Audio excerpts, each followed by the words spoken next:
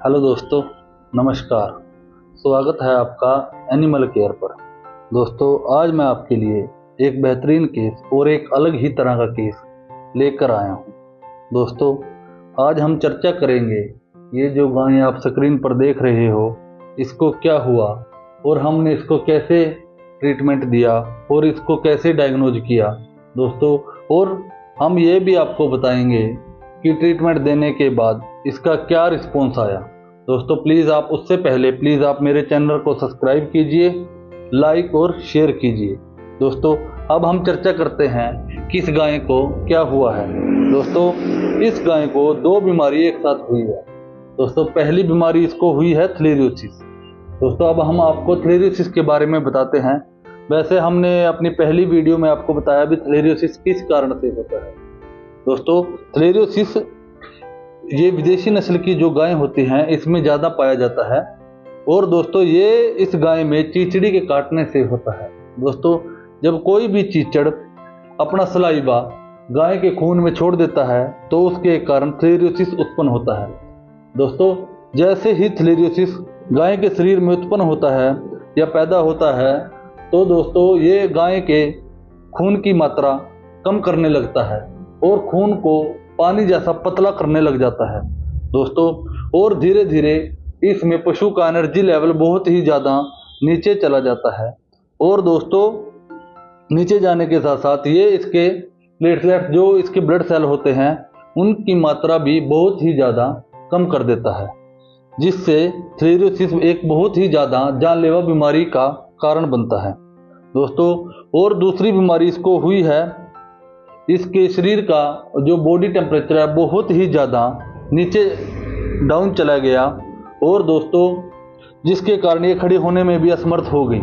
दोस्तों, ये जो बॉडी का टेम्परेचर इसका नीचे गया, दोस्तों ये हाइपोकैल्सीमिया की स्थिति में होता है। लेकिन दोस्तों, हाइपोकैल्सीमिया की स्थिति जो ताज़ा ब्याया पशु होता है उसमें थोड़ी ज़्यादा पाई जाती है। लेकिन दोस्तों, ना तो इसने अभी बच्चे को जन्म दिया और ना ही ये प्रेग्नेंट है। दोस्तों, इसकी जो ये हालत हुई है, ये सारी हालत का जिम्मेदार थ्लेरियोसिस है। दोस्तों, थ्लेरियोसिस होने के कारण इसके शरीर में खून की मात्रा बहुत ही ज़्यादा कम हो गई और दोस्तों खून की मात्रा कम होने के साथ साथ इसके प्लेटलेट्स भी बहुत ही ज़्यादा डाउन चले गए, जिसके कारण गाय का एनर्जी लेवल बहुत ही ज़्यादा डाउन हो गया और इसके शरीर में खून की मात्रा कम होने के साथ साथ इसकी बॉडी का टेम्परेचर बहुत ही ज़्यादा नीचे चला गया। दोस्तों, बॉडी का टेम्परेचर डाउन जाने से और सेल की मात्रा कम होने से और खून की मात्रा कम होने से पशु के शरीर में एनर्जी लेवल बहुत ही ज़्यादा कम था, जिसकी वजह से ये गर्दन मोड़कर बैठ गई। दोस्तों, अब इसकी स्थिति बहुत ही ज़्यादा खराब है। लेकिन दोस्तों, जैसे ही हम आपको बताते हैं कि इसका क्या हमने ट्रीटमेंट किया। दोस्तों, हमने सबसे पहले इसका ब्लड टेस्ट करवाया था, जिससे हमें पता चला कि इसमें खून की मात्रा बहुत ही ज़्यादा कम है और इसमें शरीर में थ्लेरियोसिस है। दोस्तों, इसके दो प्रकार के टेस्ट होते हैं, एक सीबीसी और दूसरा पैरासिटोलॉजी। दोस्तों, पैरासिटोलॉजी में थ्लेरियोसिस पॉजिटिव आया और सीबीसी में हमें इसके खून का और सेल्स का पता चला। दोस्तों, फिर हमने इसका ट्रीटमेंट शुरू किया। लेकिन दोस्तों, ट्रीटमेंट शुरू करने से पहले गाय के शरीर में इतनी भी एनर्जी नहीं थी कि ये पूरे शरीर जो इसका गाय का है वो पूरी थ्लेरियोसिस की मेडिसिन को एक्सेप्ट कर सके। दोस्तों, फिर हमने इसका एक बुपारो का इंजेक्शन आता है जूबियोन, वो दोस्तों 20 ml का आता है, लेकिन हमने इसको 20 ml दिया, 20 ml का आता है सॉरी, और हमने इसको 10 ml दिया और 10 ml भी दोस्तों हमने 5-5 ml दोनों साइड दिया है।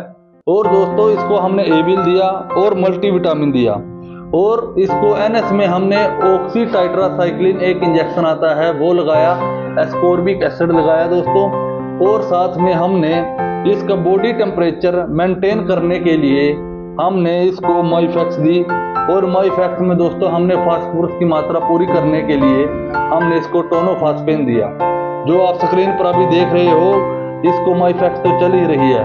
दोस्तों, ये इलाज करने के बाद हमने शाम तक का वेट किया और दोस्तों शाम तक का वेट करने के बाद अब हम आपको इसके रिजल्ट के बारे में बताते हैं कि इसका क्या रिजल्ट आया दोस्तों। जैसे कि इसकी हालत बहुत ही ज़्यादा गंभीर थी और खून भी बहुत ही ज़्यादा कम था, लेकिन दोस्तों ये गाय लास्ट में नहीं बच पाई।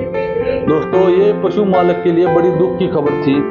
और दोस्तों ये वीडियो डालने का मतलब ये था कि आप अपने जानवर के प्रति सचेत रहें और ध्यान दें। दोस्तों धन्यवाद।